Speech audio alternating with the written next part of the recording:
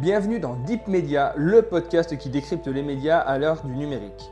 Je suis Julien Bougeot, consultant en social media, IA générative et formateur depuis plusieurs années, mais avant tout, je suis un passionné et curieux de l'univers médiatique depuis plus de 15 ans. Dans un écosystème en perpétuelle transformation, comment les médias s'adaptent-ils? Comment se réinventer face aux nouvelles technologies et aux géants du numérique? Quel avenir pour l'information et ceux qui la produisent? Si ces questions vous intriguent, alors vous êtes au bon endroit.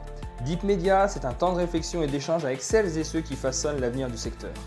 Deep Media, la capsule, épisode 4, c'est parti. Aujourd'hui, pas d'invité, mais un sujet que je vous propose de mettre en perspective en quelques minutes.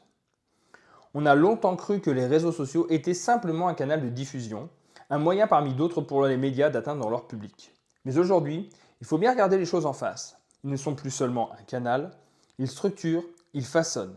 Ils déterminent même ce qui est une info et ce qui ne l'est pas. Si on prend l'exemple de X, l'ex-Twitter, moins de 5% des Français l'utilisent quotidiennement. Et pourtant, ouvrez un journal, regardez une matinale télé, écoutez une radio d'infos en continu et les polémiques Twitter, les indignations virales, les buzz politiques alimentent l'agenda. Et ce qui n'existe pas là, existe rarement ailleurs. Twitter est devenu une caisse de résonance déformante. Ce qui est dit, ce qui est liké, ce qui est retweeté devient fait. Et ces faits, les journalistes les traitent, les commentent, les propagent.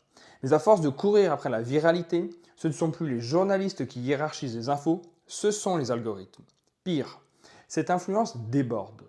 Même ceux qui ne sont pas sur les réseaux subissent les récits qu'ils imposent, par ricochet, par reprise, par saturation. La sphère sociale n'est pas représentative.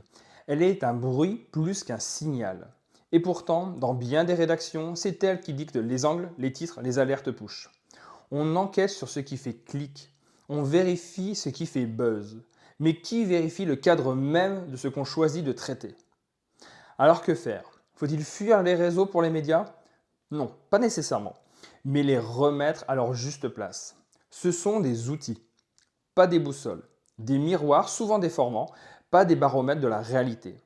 Il est temps que les médias institutionnels reprennent la main, replacent le terrain au centre et redonnent à l'information son autonomie face à la tempête numérique. Parce que si le journalisme se contente de tendre l'oreille au réseau, il finit par devenir leur haut-parleur. Et à ce jeu-là, l'indépendance, elle, devient muette. Je vous remercie d'avoir écouté cette 4e capsule de Deep Media. N'hésitez pas à réagir à ce sujet en commentaire. On se retrouve très bientôt pour un nouvel entretien avec celles et ceux qui font l'avenir des médias. En attendant, n'oubliez pas de vous abonner et de déposer les commentaires adéquats sur toutes les plateformes de podcast. À très bientôt.